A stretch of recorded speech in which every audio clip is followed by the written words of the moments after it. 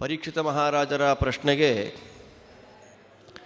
ಶುಕ ಮಹಾಮುನಿಗಳು ಉತ್ತರವನ್ನು ಕೊಡ್ತಾ ಇದ್ದಾರೆ. ಈ ಕೊಡುವಂತಹ ಪ್ರಶ್ನೆಗಳ ಯಾದಿಯಲ್ಲಿ ಜ್ಞಾನಿಯಾದವನು ದೇಹತ್ಯಾಗವನ್ನು ಮಾಡೋದು ಹೇಗೆ, ಅವನು ಸದ್ಗತಿಯನ್ನು ಪಡೆಯುವಂತಹ ಕ್ರಮ ಯಾವುದು ಅನ್ನುವಂತಹ ಪ್ರಶ್ನೆಗೆ ಉತ್ತರವನ್ನು ಕೊಟ್ಟರು. ತುಂಬ ಗಟ್ಟಿಯಾದಂತಹ ಅನುಸಂಧಾನ, ಅದನ್ನು ಯೋಗ ಅಂತ ಕರೀತಾರೆ. ಅಷ್ಟಾಂಗ ಯೋಗ ಅಂತಲೂ ಅದನ್ನು ಕರೀತಾರೆ. ಅಷ್ಟಾಂಗ ಯೋಗದ ಬಗ್ಗೆ ಪರಿಚಯ ಇಲ್ಲ ಅಂತ ಹೇಳಿದರೆ ಇದು ಜೀರ್ಣ ಆಗೋದು ಬಹಳ ಕಷ್ಟ, ಈ ಪ್ರಮೇಯ. ಆದ್ದರಿಂದ ಪರೀಕ್ಷಿತ ಮಹಾರಾಜರು ಕೇಳಿದ್ದೇನು, ಇಷ್ಟು ಗಟ್ಟಿಯ ಅನುಸಂಧಾನ ಅಲ್ಲದೆ ಭಗವಂತನ ಮಹಿಮೆಗಳ ಬಗ್ಗೆ ನೀವು ತಿಳಿಸಿಕೊಡಬೇಕು ಅಂತ ಪ್ರಶ್ನೆ ಮಾಡಿದ್ದಕ್ಕೆ ಇದೀಗ ಮಂಗಳಾಚರಣೆಯನ್ನು ಮಾಡ್ತಾರೆ. ಸುಮಾರು 15-16 ಶ್ಲೋಕಗಳಷ್ಟು ದೀರ್ಘವಾದ ಮಂಗಳಾಚರಣೆ ಶುಕಾಚಾರ್ಯರದ್ದು. ಮಂಗಳಾಚರಣೆಯನ್ನು ಮಾಡಿ ಭಗವಂತನನ್ನು ಪ್ರಾರ್ಥನೆ ಮಾಡಿ, ನೋಡಪ್ಪ ಪರೀಕ್ಷಿತ, ನೀನೇನು ಪ್ರಶ್ನೆ ಕೇಳಿದ್ದಿ ಆ ಪ್ರಶ್ನೆಗೆ ತಕ್ಕ ಉತ್ತರವನ್ನು ನಾರದ ಬ್ರಹ್ಮನಿಂದ ಪಡೆದಿದ್ದಾನೆ ಅಂತ ಹೇಳಿ ಆ ಬ್ರಹ್ಮನಾರದರ ಸಂವಾದದ ಬಗ್ಗೆ ಪರಿಚಯವನ್ನು ಕೊಡ್ತಾರೆ. ಒಂದು ಸಲ ಬ್ರಹ್ಮದೇವರ ಹತ್ತಿರಕ್ಕೆ ನಾರದರು ಹೋಗ್ತಾರೆ. ನಾರದರು ಅಂತ ನಾವು ಮಾತಾಡುವಾಗ ಸಾಮಾನ್ಯವಾಗಿ ನಾರದ ಅಂತನ್ನೋದು ಲೋಕದಲ್ಲಾಗಲಿ ಜನಗಳು ಮಾತಾಡುವಾಗಲಿ ಸ್ವಲ್ಪ ನೆಗೆಟಿವ್ ಆಗಿ ತಿರುಗತ್ತೆ. ನಾರದ ಅಂತನ್ನುವ ಶಬ್ದ ಬರ್ತಾ ಇದ್ದ ಹಾಗೆ ಇಬ್ಬರಿಗೆ ತಾಕಿಸಿಕೊಡುವಂಥವನು, ಗಲಾಟೆ ನೋಡಿ ಸಂತೋಷ ಪಡ್ತಕ್ಕಂಥವನು, ಅಥವಾ ಕಲಹಪ್ರಿಯ, ಸಂತೋಷವಾಗಿದ್ದ ಕಡೆಯಲ್ಲಿ ಗಲಾಟೆಯನ್ನು ಹಚ್ಚಿ ಸಂತೋಷ ಪಡತಕ್ಕಂಥವನು ಅನ್ನುವ ರೀತಿಯಲ್ಲಿ ನಾರದರನ್ನು ಬಿಂಬಿಸ್ತಾರೆ. ಆದರೆ ನಾರದ ಅನ್ನುವ ಶಬ್ದವೇ ಪ್ರತ್ಯೇಕವಾಗಿ ವಿಶೇಷಣ ಇಲ್ಲದೆ ನಾರದ ಅನ್ನುವ ಶಬ್ದವನ್ನು ಉಲ್ಲೇಖ ಮಾಡೋದೇ ಇಲ್ಲ ಪುರಾಣ. ಎಲ್ಲಿ ನೋಡಲಿ ಮಹಾಭಾರತದಲ್ಲಿ ನಾರದ ಬಂದ ಧರ್ಮರಾಜನ ಮನೆಗೆ ಅಂತನ್ನುವಾಗ ಸುಮ್ಮನೆ ನಾರದ ಬಂದ ಅಂತ ಹೇಳಲಿಲ್ಲ.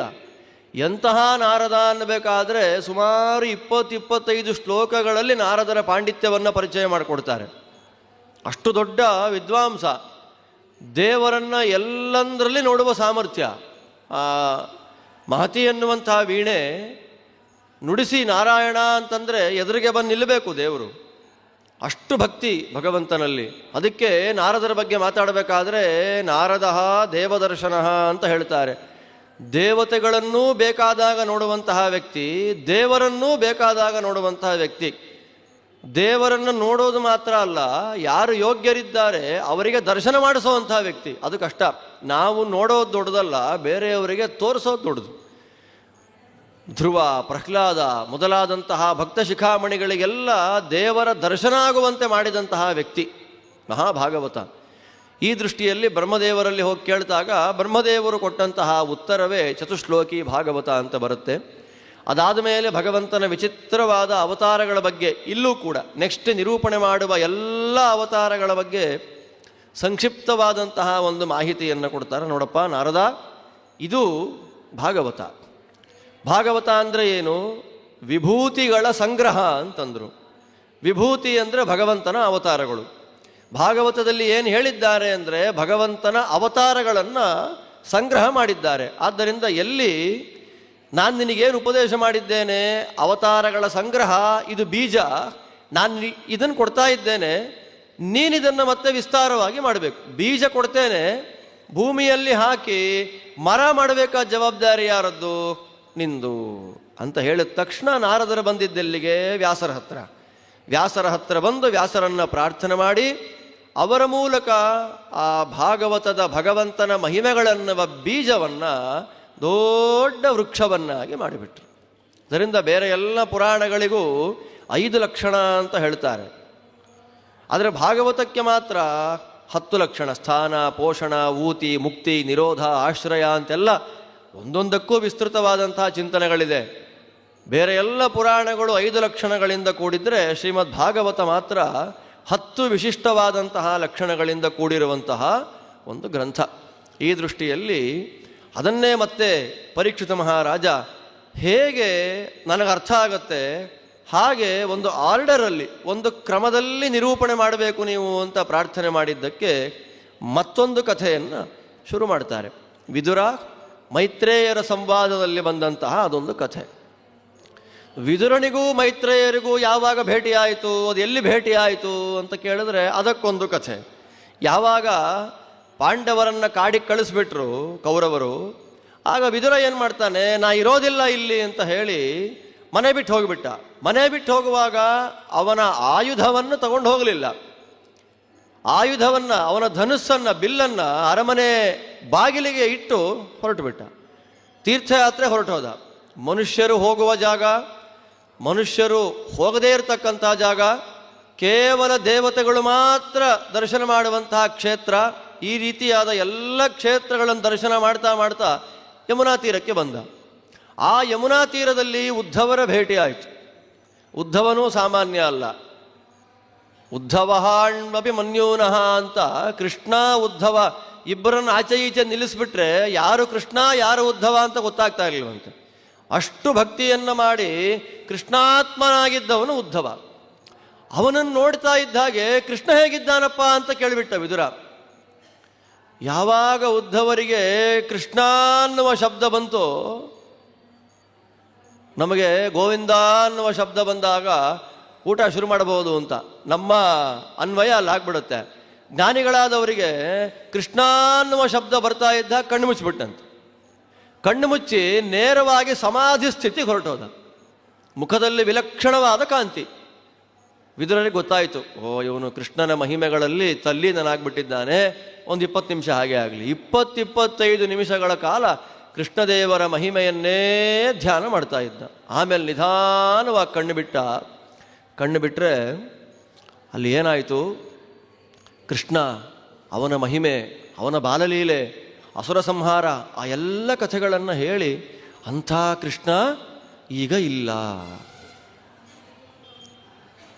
ಕೃಷ್ಣ ಇಲ್ಲ, ಕೃಷ್ಣನ ಅವತಾರ ಮುಗದೇ ಹೋಯಿತು ಅನ್ನುವಂತಹ ವಿಷಯವನ್ನು ಹೇಳಿದ್ರು. ಇಲ್ಲಿ ಭಾಗವತ ಆರಂಭದಲ್ಲೇ ಇನ್ನು 36 ವರ್ಷ ಆದಮೇಲೆ ಆಗುವಂತಹ ಘಟನೆಗಳನ್ನು ಈಗ ಆಗೋಯ್ತು ಅಂತ ಹೇಳಿಬಿಡ್ತಾರೆ. ನಾಳೆ ಆಫ್ಟರ್ 36 ಇಯರ್ಸ್ ಆಮೇಲೆ ಆಗುವಂಥ ಘಟನೆ, ಅದನ್ನು ಏನು ಹೇಳಿದ್ದಾರೆ ಈಗ, ಆಗಿ ಹೋಯಿತು ಅಂತ. ನಮ್ಮಲ್ಲಿ ಇಂಗ್ಲಿಷ್ ಸಾಹಿತ್ಯದಲ್ಲಿ, ವಿಶೇಷವಾಗಿ ಶೇಕ್ಸ್ಪಿಯರ್ ಸಾಹಿತ್ಯದಲ್ಲಿ ಒಂದು ಪ್ರಕಾರ ಇದೆ. ಅವನು ನಾಳೆ ಆಗುವಂತಹ ಘಟನೆಯನ್ನು ಇವತ್ತೇ ಆಗೋಗಿದೆ ಅನ್ನುವಂಥ ರೀತಿಯಲ್ಲಿ ನಿರೂಪಣೆ ಮಾಡ್ತಾನೆ. ಅದರಿಂದ ಆಂಗ್ಲ ಸಾಹಿತ್ಯದಲ್ಲಿ ಒಂದು ಪ್ರಕಾರ ಫ್ಲ್ಯಾಶ್ ಬ್ಯಾಕ್ ಥಿಯರಿ ಅಂತ ಹೇಳ್ತಾರೆ.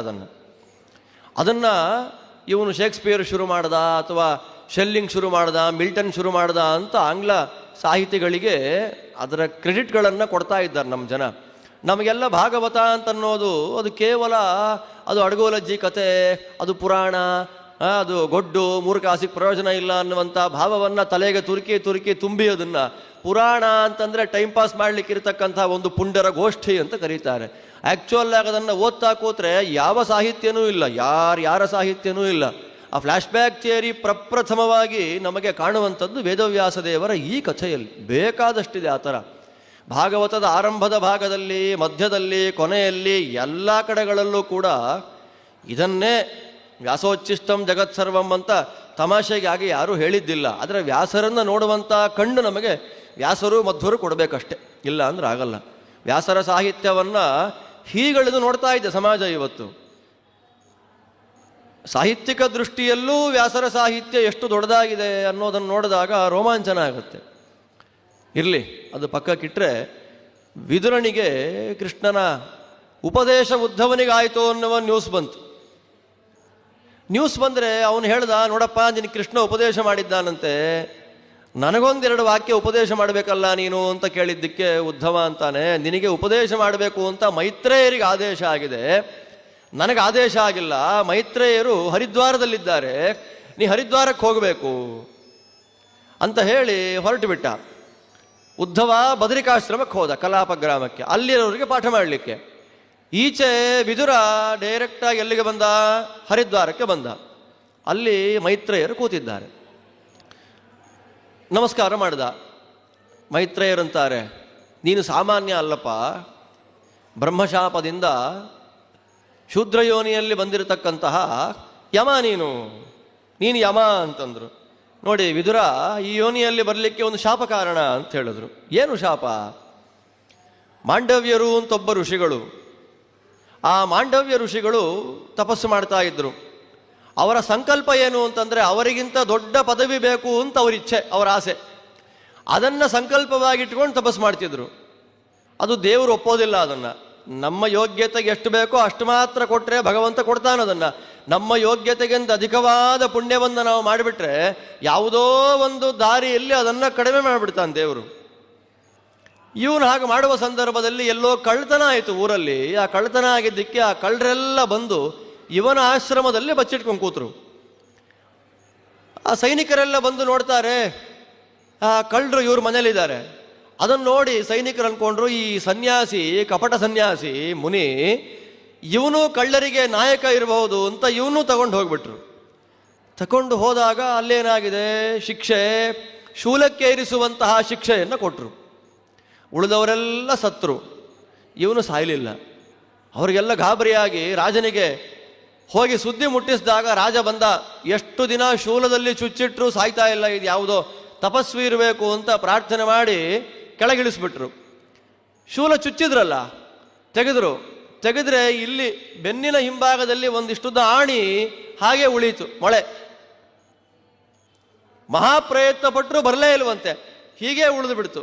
ಅದಕ್ಕೆ ಅವರಿಗೆ ಅವತ್ತಿನಿಂದ ಮಾಂಡವ್ಯರು ಆಣಿ ಮಾಂಡವ್ಯ ಅಂತ ಪ್ರಸಿದ್ಧರಾದರು. ಆ ಮೊಳೆ ಬಂತಲ್ಲ ಇಷ್ಟುದ್ದ ಬೆನ್ನಲ್ಲಿ, ಅದನ್ನು ಏನಕ್ಕೆ ಉಪಯೋಗ ಮಾಡ್ತಿದ್ರು ಅಂದರೆ ಪುರಾಣ ಹೇಳುತ್ತೆ, ಹೂತೋಟಗಳಿಗೆ ಹೋದಾಗ ಹೂವನ್ನು ಕಲೆಕ್ಟ್ ಮಾಡ್ಕೊಳ್ಳಿಕ್ಕೆ ಒಂದು ಬುಟ್ಟಿ ಬೇಕಲ್ಲ, ಆ ಬುಟ್ಟಿಯನ್ನು ಅಲ್ಲಿ ಹಾಕ್ಕೊಂಡು ಹೂವನ್ನು ಹಾಕಿ ದೇವರ ಸೇವೆಗೆ ಉಪಯೋಗ ಅಂದರೆ ಜ್ಞಾನಿಗಳಿಗೆ ಏನೇ ತೊಂದರೆ ಆದರೂ ಕೂಡ ಆ ತೊಂದರೆಯನ್ನು ದೇವರ ಸೇವೆಗೆ ಅನುಕೂಲವಾಗಿ ಪರಿವರ್ತನೆ ಮಾಡ್ಕೊಳ್ತಾರೆ ಅನ್ನೋದಕ್ಕೆ ಇದು ಉದಾಹರಣೆ. ಆಮೇಲೆ ಕೊನೆಗೆ ಒಂದು ಸಲ ಯಮಧರ್ಮರಾಜನ ಹತ್ರ ಹೋದರು. ಯಮನನ್ನೇ ಜಬರ್ದಸ್ತ್ ಮಾಡಿ ಪ್ರಶ್ನೆ ಕೇಳಿದ್ರು, ಏನಯ್ಯ ಯಮ, ನಾನೇನೂ ತಪ್ಪು ಮಾಡಿಲ್ಲ, ನನಗೆ ಶೂಲಕ್ಕೆ ಏರಿಸುವಂತಹ ಶಿಕ್ಷೆ ನೀನು ಕೊಟ್ಟಿದೆಯಲ್ಲ, ಇದು ಯಾವ ನ್ಯಾಯ ಅಂದಿದ್ದಕ್ಕೆ ಯಮಧರ್ಮರಾಜ ಅಂತಾನೆ, ನೀನು ಚಿಕ್ಕ ಹುಡುಗ ಇದ್ದಾಗ ಆಟ ಆಡುವ ಸಂದರ್ಭದಲ್ಲಿ ಒಂದು ಹುಳಕ್ಕೆ ಕಡ್ಡಿ ಚುಚ್ಚಿಬಿಟ್ಟಿದ್ದೆ. ಒಂದು ಹುಳ, ಚಿಕ್ಕ ಯಾವುದೋ ಒಂದು ಇನ್ಸೆಕ್ಟ್ ಹುಳ, ಅದಕ್ಕೆ ನೀನು ಕಡ್ಡಿ ಚುಚ್ಚಿದ್ದೆ. ಆ ಪಾಪಕ್ಕೆ ಪ್ರತಿಯಾಗಿ ನಿನಗೆ ಶೂಲಕ್ಕೆ ಏರಿಸುವಂತಹ ಶಿಕ್ಷೆ ಕೊಡಲಾಯಿತು ಒಂದು. ಅದಕ್ಕೆ ಅವನಂತಾನೆ, ಏನಯ್ಯ, ಯಾವುದೋ ತಿಳಿದೇ ಇರುವಂತಹ ವಯಸ್ಸಲ್ಲಿ ಮಾಡಿದ ತಪ್ಪಿಗೆ ಅದನ್ನು ಲೆಕ್ಕ ಹಾಕೊಂಡು ನೀನು ಶಿಕ್ಷೆ ಕೊಡ್ತಿದ್ದಿ ಅಂತಂದರೆ, ಇವತ್ತಿನಿಂದ ನಾನು ಧರ್ಮಶಾಸ್ತ್ರವನ್ನೇ ಚೇಂಜ್ ಮಾಡ್ತೀನಿ. 14 ವರ್ಷದ ತನಕ ಮಾಡುವ ಯಾವ ತಪ್ಪು ಒಪ್ಪುಗಳಿಗೂ ಶಿಕ್ಷೆ ಇಲ್ಲ, 14 ವರ್ಷದ ಆಮೇಲೆ ಮಾಡುವಂತಹ ತಪ್ಪು ಒಪ್ಪುಗಳಿಗೆ ಶಿಕ್ಷೆಯನ್ನು ಕೊಡತಕ್ಕದ್ದು ಅಂತ ನಾನು ಅಮೆಂಡ್ಮೆಂಟೇ ಚೇಂಜ್ ಮಾಡಿಬಿಡ್ತೀನಿ ಅಂತ ಹೇಳಿ ಧರ್ಮಶಾಸ್ತ್ರದ ಒಂದು ನೀತಿ ನಿಯಮಗಳನ್ನೇ ಬದಲು ಮಾಡಿಬಿಟ್ಟ. ಅವತ್ತಿನಿಂದ ಯಾರೇ ಆಗಲಿ ಗಂಡು ಹೆಣ್ಣು ಭೇದ ಇಲ್ಲದೆ 14 ವರ್ಷ ಆಗೋ ತನಕ ಪಾಪ ಪುಣ್ಯಗಳ ಲೆಕ್ಕದಲ್ಲಿ ವ್ಯಾಪ್ತಿಗಳು ಬರೋದಿಲ್ಲ. ಆ ಚತುರ್ದಶಮಾದ್ವರ್ಷಾತೆಂಬುದಾಗಿ ಶಾಸ್ತ್ರದ ಸ್ಪಷ್ಟವಾದಂತಹ ನಿಯಮ ಅಂತ ಹೇಳ್ತಾರೆ. ನಿಯಮವನ್ನೇ ಚೇಂಜ್ ಮಾಡಿ ಯಮಧರ್ಮರಾಜನಿಗೆ ಶಾಪ ಕೊಟ್ಟರು. ಆ ಶಾಪದಿಂದಲೇ ವೇದವ್ಯಾಸ ದೇವರ ಮೂಲಕ ದಾಸಿಯಲ್ಲಿ ಹುಟ್ಟಿ ಬಂದವನೇ ವಿದುರ. ಆದ್ದರಿಂದ ಅವನ ಹೆಸರು ವಿದುರ ಅಂದರು. ಏನು ವಿದುರ ಅಂದ್ರೆ ಅರ್ಥ, ನಮ್ಮಲ್ಲಿ ವಿದುರ ವಿದುರ ಅಂತಂದರೆ ಅವನನ್ನು ಒಂದು ರೀತಿಯಲ್ಲಿ ನೋಡಿ ವಿಧುರ ಅಂದ್ಕೊಂಡ್ಬಿಡ್ತಾರೆ. ವಿಧುರ ಅಂದರೆ ಏನು, ಹೆಂಡತಿಯನ್ನು ಕಳೆದುಕೊಂಡವನು ಅನ್ನುವ ರೀತಿಯಲ್ಲಿ ಅವನನ್ನು ವಿಚಿತ್ರವಾಗಿ ನೋಡುವಂತಹ ಪದ್ಧತಿ ಬಂದುಬಿಟ್ಟಿದೆ. ಹಾಗೆಲ್ಲ ಏನಿಲ್ಲ. ಅವನು ಆರುಣಿ ದೇವಿಯನ್ನು ಮದುವೆ ಮಾಡಿಕೊಂಡಿದ್ದಾನೆ, ಜ್ಞಾನಿಗಳಾದ ಅನೇಕ ಜನ ಮಕ್ಕಳನ್ನು ಪಡೆದಿದ್ದಾನೆ ಅಂತ ಆಚಾರ್ಯರು ಹೇಳ್ತಾರೆ. ಅವನ ಹೆಸರು ವಿದುರ. ಯಾಕೆ ಅವನಿಗೆ ವಿದುರ ಅಂತ ಕರೀತಾರೆ ಅಂದರೆ, ವಿದ್ಯಾರತೇಹೇ ವಿದುರೋ ನಾಮತಸ್ಯ ಅಂತ ಹೇಳುವಾಗ ವಿದ್ಯೆಯಲ್ಲಿ ಆಸಕ್ತಿ ಅಂತವನಿಗೆ.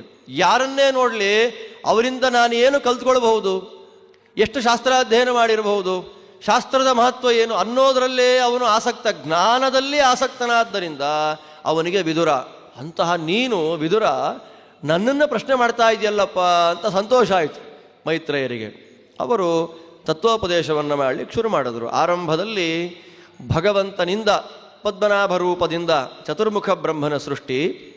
ಚತುರ್ಮುಖ ಬ್ರಹ್ಮನ ಸೃಷ್ಟಿ ಆದಮೇಲೆ 100 ಯೋಜನ ಎತ್ತರದ ಕಮಲದ ನಾಳ, ಅದರಲ್ಲಿ ಕಮಲ ಪುಷ್ಪ, ಆ ಕಮಲ ಪುಷ್ಪದಲ್ಲಿ ಚತುರ್ಮುಖ ಬ್ರಹ್ಮ.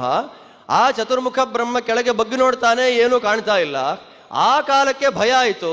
ಭಗವಂತನನ್ನೇ ಪ್ರಾರ್ಥನೆ ಮಾಡಿಕೊಂಡಿದ್ದಕ್ಕೆ 16-21 ಎನ್ನುವಂಥ ಅಕ್ಷರ ಕೇಳಿಸ್ತು. 16-21 ಸೇರಿಸಿದ್ರೆ ಏನಾಯಿತು, ತಪ ಅಂತ. ತಪಸ್ಸು ಮಾಡು ಅಂತ ಆಯಿತು. 100 ವರ್ಷಗಳ ಕಾಲ ತಪಸ್ಸಾಯಿತು. ತಪಸ್ಸಿಗೆ ಒಲಿದ ಭಗವಂತ ಅವನ ದರ್ಶನವನ್ನು ಕೊಟ್ಟ. ದರ್ಶನ ಕೊಟ್ಟು ನೀನು ಸೃಷ್ಟಿ ಮಾಡು ಅಂತ ಹೇಳಿದ.